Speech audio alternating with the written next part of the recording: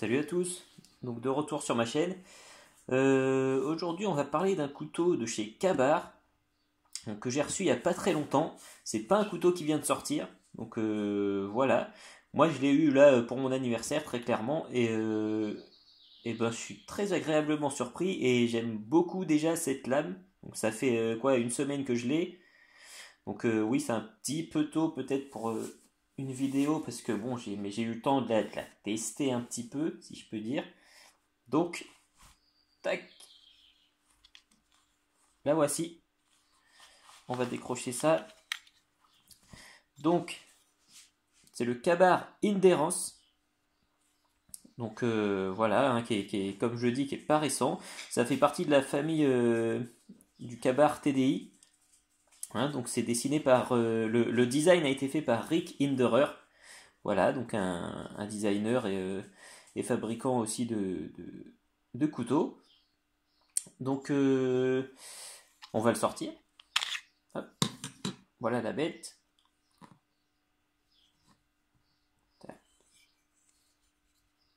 Hop. Donc, on est sur une longueur totale pour les caractéristiques de 18 cm,3. On est sur du plat de semelle. Ok. Voilà. Comme beaucoup chez Kabar, on est sur un acier 10,95.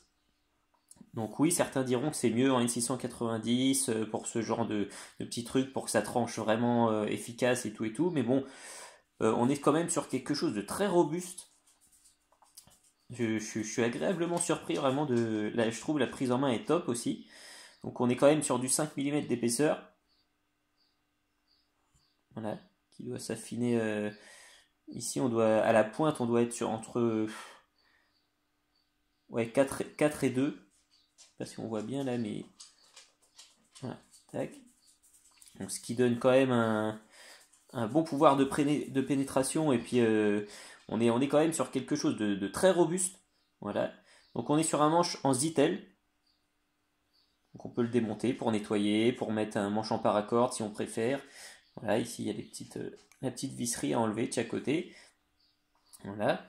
Donc, alors ce couteau, moi le petit défaut que je lui trouverais, c'est son étui.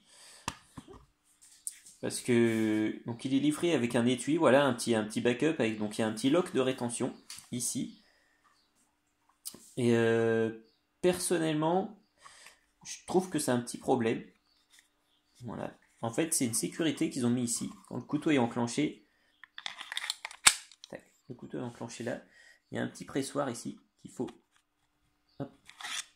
Alors, là, ça sort nickel. Voilà.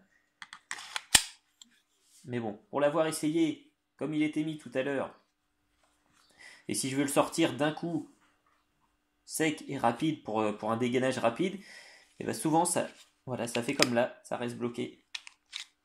Ça reste bloqué une fois sur deux parce qu'en fait il y a un angle à adopter pour le pouce.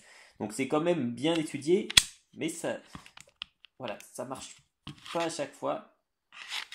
Donc personnellement, moi je pense que je lui referais faire un étui, voilà, parce que c'est vraiment un petit, bah, c'est vraiment un petit problème. Par exemple sur le, j'ai le Kabar TDI, voilà, on n'a pas ce problème. Tac, on sort la lame, il n'y a pas de souci, on l'attrape, on dégaine rapidement. Il y a un petit grip pour le pouce ici, aucun problème quoi. Je veux dire, on le met, hop, tac, je sors, c'est parti. Que là, avec cette petite sécurité sur l'autre, et bien ça marche pas à chaque coup. Par exemple, là, ça ne fonctionne pas. Vous voyez, j'appuie comme un bœuf. Voilà, ça y est. Donc ça, c'est un petit problème. Mais bon, après, on s'y fait. C'est quand même fonctionnel. Voilà, il n'y a pas de souci. Hein. Donc, évidemment, il y a un gros clip ceinture comme sur la lignée des Kabar, la famille TDI et Hinderer. Voilà. On a un gros clip ceinture bien robuste. Je peux vous dire, ça bouge pas hein, à la ceinture. Donc franchement, là-dessus, c'est nickel. Donc voilà, on est sur une lame en Wharncliffe. Alors, je vais vous montrer. En fait, il y avait un autre profil pour cette lame qui était celui-ci. Voilà. Celui-ci. Alors j'ai hésité avec ce modèle et au final, pour une question, je dirais de polyvalence et ne serait-ce que pour l'affûtage, j'ai pris celui-ci parce que au moins on est sur quelque chose. Ok, on est sur une lame typée self-défense, voilà, qui a été créée en partie pour ça, mais on est sur quelque chose aussi de très polyvalent, mine de rien. Parce que voilà, de par son profil de lame, voilà, vous pouvez, je sais pas, couper du saucisson, ouvrir des cartons, couper du papier, couper de la corde. Alors avec l'autre aussi, bien sûr, on pourra. Mais voilà, le fait qu'il ait pas une lame comme ça assez classique finalement, et voilà, qu'il ait des courbures un peu partout, même pour l'affûtage, je me suis dit que ça serait un petit peu compliqué. Voilà, c'est parce que des fois, certains couteliers sortent de très belles lames avec des courbes partout, mais à affûter, par exemple, c'est une vraie galère à réaffûter. Donc là, on est sur un acier quand même qui s'affûte bien, le 1095, il n'y a pas de souci. Voilà, on est sur quelque chose de facile, quoi, de facile à aiguiser, quoi. Donc, vraiment une bonne lame, polyvalente, costaud, robuste. Moi j'adore, donc c'est pas nouveau comme je vous l'ai dit, mais pour ma part c'est clean, hein, donc on va, voilà, bon les petits tests lambda, hop, hein, du carton, évidemment ça coupe du carton, hein, ouais, pas de souci, ça rentre, hein, là on a un peu une petite chambre à air, bon on va couper ça, hop, nickel, pas de souci, on va couper ça aussi comme ça, hop, ah, pas de problème. Ça coupe, hein. Il n'y a pas de souci, un petit peu de corde, hop. Vraiment pas de problème, on va mettre double épaisseur, mais il n'y a pas de souci. Voilà, ça coupe nickel. Donc là-dessus, aucun problème. J'ai déjà testé, hein, sur quelques autres choses. J'ai taillé un petit bâton, j'ai testé sur de la bouteille en plastique. Bon, le tranchant n'a pas bougé, mais en même temps, ça fait qu'une semaine que je l'ai, donc faut voir sur la durée. Mais après, personnellement, je pense que on peut faire confiance à un couteau comme ça, du fait qu'il est simple à réaffûter en plus. Il y aura pas de souci, normalement, hein. Voilà, ça tranche, hein, il n'y a pas de souci. On est c'est nickel. Pour ma part, voilà un très bon couteau en EDC et en self-défense. Voilà, de par sa forme, on voit bien le manche incurvé comme ça. Moi j'aime bien les prises un peu dans ce style parce que justement c'est assez intuitif, je trouve. Voilà, c'est des prises. Moi j'appelle ça un peu des prises pistolet, voilà, parce que vous voyez, c'est un peu comme si on sortait une arme de poing. Voilà, un peu comme sur le TDI finalement. Tac, quand vous l'avez ici, hop, vous prenez, hop. C'est assez intuitif, voilà, je trouve ça assez intuitif. Donc vraiment, je suis très content d'avoir eu ce petit cadeau de ma femme. Et je suis pas déçu, du tout. On sent vraiment la robustesse quand on l'a en main, on sent vraiment on sent que c'est une bonne lame. Voilà. On sent vraiment voilà, la solidité, la fiabilité. Bon, après, Kabar, c'est une marque aussi qui a plu à prouver à faire ses preuves, hein, si je peux dire, parce que c'est quand même quelque chose de connu et de reconnu. Donc là, je vais bien vous le montrer. Voilà, qu'on le voit un peu mieux. Il y a un emplacement ici pour les doigts. Un petit trou pour une éventuelle dragonne. Du grip ici. Donc le grip, en plus, ce que j'apprécie, le grip n'est pas agressif. Donc il tient très bien, il n'y a pas de souci, mais il n'est pas agressif. C'est pas le grip qui va vous arracher les doigts, par exemple. Donc ça là-dessus, c'est assez top. Donc le poids du fait que le manche a été du coup ajouré et qu'il soit moins large que la lame, il a été ajouré du coup pour mettre la visserie. Donc on a le poids un peu vers l'avant.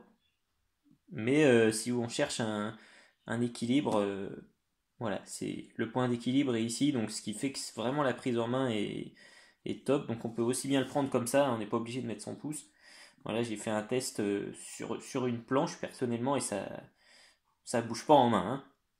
Après, on peut rajouter un petit bout de chambre à air ici, si on veut pas que ça glisse, parce que je trouve que le Zytel, c'est bon, voilà, c'est une bonne matière, mais ça a tendance à être un poil glissant, je trouve, moi. Donc je lui mettrai sûrement un petit bout de chambre à air ici, là, pour, voilà, pour avoir un peu plus de grip. Et puis,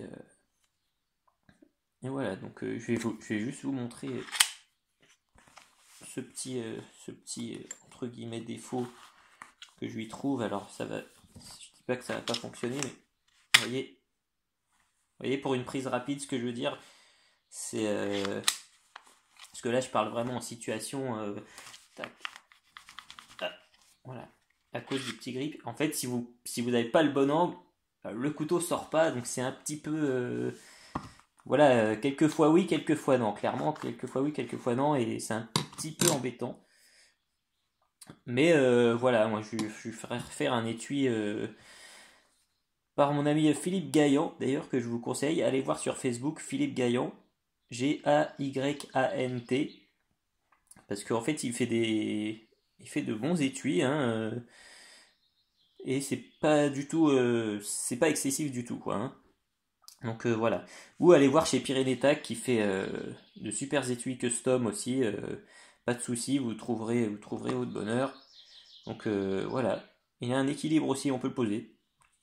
Hop, tac. Pour montrer qu'il est vraiment bien. Voilà, c'est bien, c'est assez. Je sais pas comment dire, c'est assez. On voit par l'épaisseur, voilà, ça tient comme ça, c'est que. Enfin, c'est un couteau top, voilà. C'était le petit délire. Voilà. Mais un couteau personnellement que j'aurais souvent sur moi, en EDC, en CF, nickel. Donc un couteau au top pour moi personnellement. Donc c'est le Kabar Inderance. Il est pas neuf. Vous le trouvez chez Coutellerie Tourangelle. Je vais vous mettre le lien. Il coûte 91 euros. Donc plus les 5 euros de frais de port. Ouais, faut compter. Ouais, bon, 80. Faut compter presque une centaine d'euros. Mais honnêtement, ça les vaut. Un peu moins d'une centaine d'euros, mais ça les vaut. Voilà. Donc voilà ce que je pouvais vous dire sur le Kabar Inderance. Tac. Voilà. Salut, merci à tous.